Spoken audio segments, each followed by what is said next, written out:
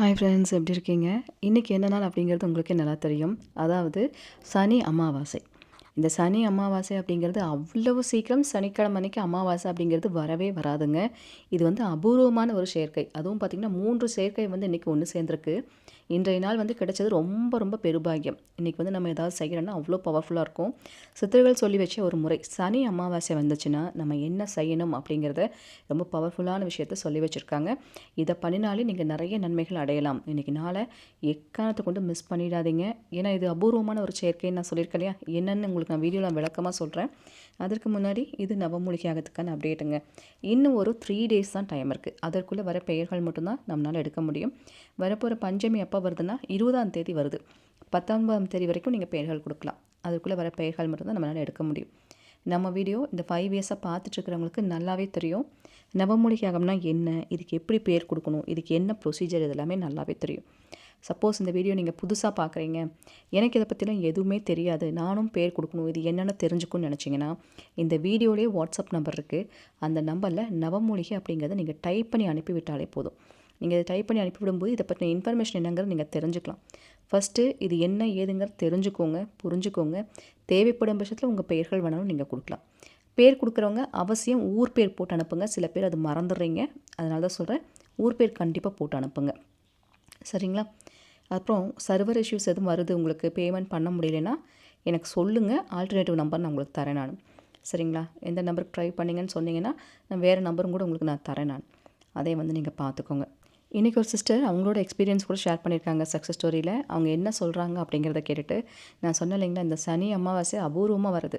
அபூர்வமான 3 சேர்க்கைகள் இதில் இருக்குது. நம்ம என்ன பண்ணணுங்கிறது பார்த்துடலாங்க. காலை வணக்கம் ராஜி, எப்படி இருக்கீங்க? நானும் யூடியூப்பில் உங்கள் இது பார்த்துட்டு தான் இருப்பேன். நான் இப்போ கூட வர நவமொழியாத்து காசு அனுப்பிச்சு விட்டேன்ல, அன்னைக்கு தான் உங்கள்கிட்ட சொல்லணும்னு நினச்சிக்கிட்டே இருந்தேன். நான் நவமொழியாக அன்னைக்கு நீங்கள் உங்கள் ஊரில் ஏற்றுக்கொள்ளப்பட்டதுன்னு சொல்லி மெசேஜ் போட்டு விட்டீங்க. அப்புறம் அன்னைக்கு சாயங்காலம் நாங்கள் இங்கே சிங்கப்பூரில் வீடு வாங்கி தான் இருக்கோம். நாங்கள் சரி அந்த வீடை முடிச்சுட்டு புது வீடு வாங்கலான்ட்டு வீட்டில் சொல்லிக்கிட்டே இருந்தாங்க. பார்த்தீங்கன்னா அன்னைக்கு இங்கே முடிஞ்சிருச்சு. அன்னைக்கு இங்கே வந்து 2 நாளைக்கு முன்னால் வந்து பார்த்துக்கிட்டே இருந்தாங்க. கரெக்டாக நவமொழி யாகத்தன்னைக்கு டோக்கன் அட்வான்ஸ் மாதிரி கொடுத்து நாங்கள் வாங்கிக்கிறோன்னு சொல்லி ஒருத்தவங்க முடிவு பண்ணிட்டாங்க. ராஜி, ரொம்ப சந்தோஷமாக இருந்துச்சு. அவருக்கும் கொஞ்சம் இப்போ பரவாயில்ல உடம்பு. அந்த நவமொழியாக அந்த ஊரில் நீங்கள் பண்ண அன்னைக்கு தான் வந்து டோக்கன் அட்வான்ஸ் கொடுத்து கையெழுத்தெல்லாம் போட சொல்லிகிட்டு இருந்தாங்க. உங்கள்கிட்ட சொல்லணும்னு நினச்சிக்கிட்டே இருந்தேன் ராஜி. பாப்பா தான் பரிச்சு எழுதியிருக்கு. வர ஐயான்னு நல்லதாக கொடுக்கணும். ரொம்ப ஹெல்ப்ஃபுல்லாக சொல்லிக்கிட்டு இருக்கீங்க. நல்லா இருக்குது, உங்கள் வாய்ஸும் நல்லா இருக்குது கேட்க. அவருக்கும் இப்போ கொஞ்சம் உடம்புக்கு பரவாயில்ல ராஜி. அடுத்த பௌர்ணமி எப்போ ராஜி? நான் அந்த இதுக்கு அந்த எந்திரத்துக்கு காசு கட்டலான்னு பார்க்குறேன். கொஞ்சம் சொல்லுங்கள். ஃப்ரீயாக இருந்தீங்கன்னா வாய்ஸ் மெசேஜ் போடுங்க. நன்றி சகோதரி, எனக்குமே ரொம்ப சந்தோஷமாக இருக்குது. இந்த சிஸ்டர் நம்மளோட ரெகுலர் சப்ஸ்கிரைபர் தான். ஆனால் இவங்களுக்கு வந்துட்டு பார்த்திங்கன்னா ஒரே பஞ்சமின்னு எல்லாமே நடந்திருக்கு. என்ன விசேஷம்னா, அந்த பஞ்சமி அன்னைக்கு அந்த மிராக்கிள் கரெக்டாக பூஜை அந்த பஞ்சமி அன்னைக்கு நம்ம நடக்குமா, அன்னத்தன்னைக்கே ஏதாவது ஒரு நல்லது காமிச்சிட்றாங்க, இல்லைன்னா அதுக்கு முன்னாடியே காமிச்சிட்றாங்க, இல்லைன்னா பஞ்சமி முடிஞ்சு அதுக்கு அடுத்த நாளே நடந்துருது. இது நீங்கள் நிறைய சக்ஸஸ் ஸ்டோரியில் நீங்கள் கேட்டிருப்பீங்க, நிறைய பேர் சொல்லியிருப்பாங்க.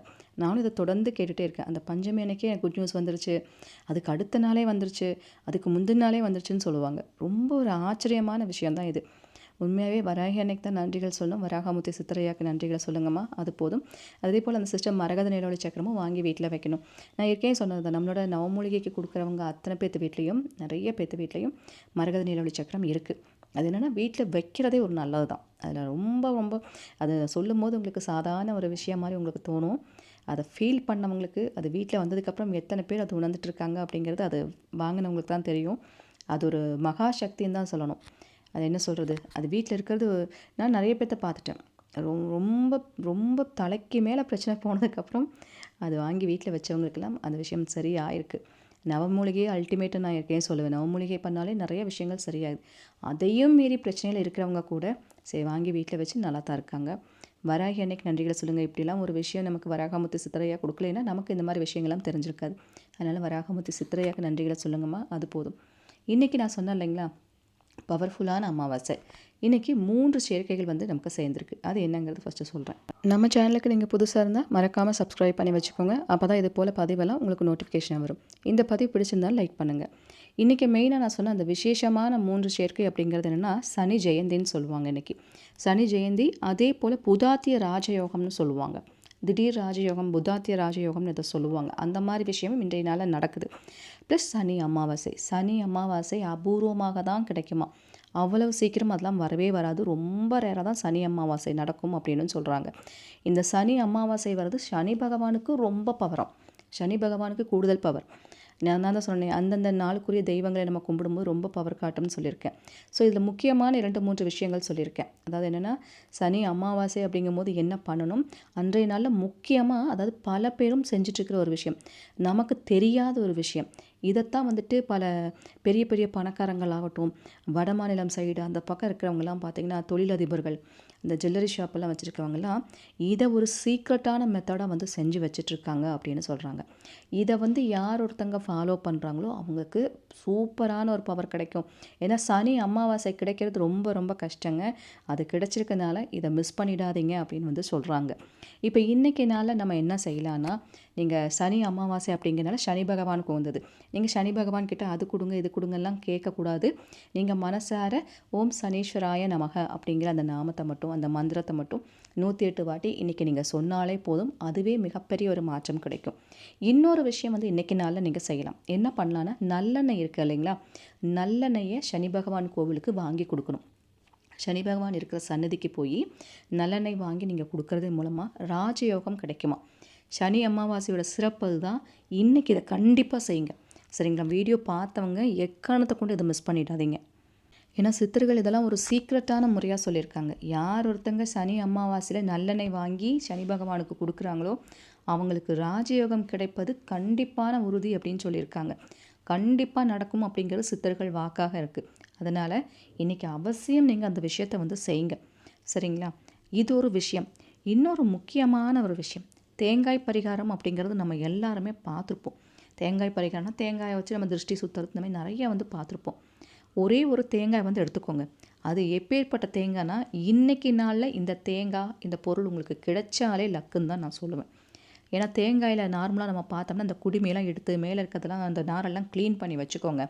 க்ளீன் பண்ணிவிட்டு அந்த குடுமையை பிச்சிங்கன்னா அதில் 3 கண் இருக்கும். நீங்கள் பார்த்துருப்பீங்க. இந்த 3 கண்ணுள்ள தேங்காய் தான் நிறைய கிடைக்கும். இல்லை 2 கண்ணுள்ள தேங்காய் வந்து கிடைக்கும். ஆனால் நமக்கு தேவையானது ஒரே ஒரு கண்ணுள்ள தேங்காய் தான் நமக்கு வேணுங்க. ஏன்னா நீங்கள் வீட்டில் பார்த்துருப்பீங்க, சாதாரணமாக அந்த ஒரு கண்ணுள்ள தேங்காய் உங்களுக்கு எதாவது கிடச்சிதுன்னா தயவு செஞ்சு அதை எடுத்து வைங்க அப்படின்னு சொல்கிறாங்க. அதை தூக்கி போட்டுறாதீங்க, அதை எடுத்து வச்சுக்கோங்கன்னு. ஏன்னா இந்த ஒரு கண்ணுள்ள தேங்காய்ங்கிறது லக்ஷ்மி அம்சமாமாங்க. இந்த சனி அமாவாசை அப்படிங்கிறது சனீஸ்வர பகவானுக்கு மட்டும் இல்லை, லக்ஷ்மியோட அருளையும் வாங்கி கொடுக்கும். அமாவாசை அப்படிங்கிறது பெண் தெய்வங்களுக்கு ரொம்ப பவர் கொடுக்கக்கூடிய நாள். சரிங்களா? லக்ஷ்மியோட அருளையும் நமக்கு கொடுக்கும். அதனால் இந்த ஒற்றைக்கண் தேங்காய் வந்து உங்களுக்கு கிடச்சிதுன்னா அது வச்சு மட்டும்தான் இந்த பரிகாரம் பண்ணணும். இன்றைக்கி நாளில் கிடச்சிதுன்னா நான் சொல்கிறத பண்ணுங்கள். இந்த வார்த்தை உங்களுக்கு காமிச்சிருக்கேன் பாருங்கள், ரஹ ஹம் ரஹ. சரிங்களா? இந்த வார்த்தையை அந்த தேங்காயில் மஞ்சள்லாம் தடவி குங்குமத்தால் இந்த வார்த்தையை அந்த தேங்காயில் எங்கே வேணாலும் நீங்கள் எழுதலாம். சரிங்களா? இப்படி எழுதி அந்த தேங்காயை ஒரு சிவப்பு துணியால் சுற்றி உங்கள் வீட்டு பூஜை அறையில் நீங்கள் வைக்கலாம். இது என்னென்னா, இது இந்த தேங்காயில் இப்படி எழுதியிருக்கீங்க, இதுக்காக தான் வச்சுருக்கீங்கன்ற விஷயத்தை யார்கிட்டையும் சொல்லவும் கூடாது. உங்கள் பூஜை அறையில் வைக்கலாம், இல்லைன்னா உங்கள் வாசலுக்கு வெளியே நீங்கள் தொங்க விடலாம். இப்படி வச்சிட்டிங்கன்னா இந்த தேங்காயை 3 மாதத்துலேருந்து 6 மாதம் வரை அப்படியே நீங்கள் வச்சுக்கலாம். ஒரு 3 மாதத்துக்கு ஒருக்க இந்த தேங்காயை நீங்கள் மாற்றிடலாம். அந்த துணியோடு அப்படியே தூக்கி வீசிடணும். அந்த சிவப்பு துணியோட அந்த தேங்காயை 3 மாதத்துக்கு ஒருக்கா ஒரு ஓடுற தண்ணியிலையோ இல்லை ஆற்றுலையோ கிணத்துலையோ இல்லை கால்படாத இடத்துலையோ தூக்கி போட்டுருங்க. உடைக்கக்கூடாது, அப்படியே தூக்கி போட்டுறணும். சரிங்களா? நீங்கள் 3 மாதத்துக்கு இருக்கிறது பழம் சொன்னல, 3 மாதத்துக்கு அப்புறம் மறுபடியும் அந்த பழசை தூக்கி போட்டுட்டு இன்னொரு புது தேங்காய், அதுவும் ஒற்றைக்கண் தேங்காயாக இருக்கணும். ஒற்றைக்கண் தேங்காயில் தான் இந்த முறை பண்ணணுங்கிறது ஒரு ரூல். நிறைய பேத்துக்கு டவுட், அப்போ 2 கண் இருக்கிறது 3 கண் இருக்கிறத பண்ணக்கூடாதுன்னு. பண்ண வேண்டாம். ஏன்னா இந்த முறையை இப்படி செய்யும் போது அது பவர் காட்டும் அப்படின்னு சொல்லியிருக்காங்க. மறுபடியும் செஞ்சு நீங்கள் இதே போல் சுவாமி ரூமில் வச்சுக்கலாம்.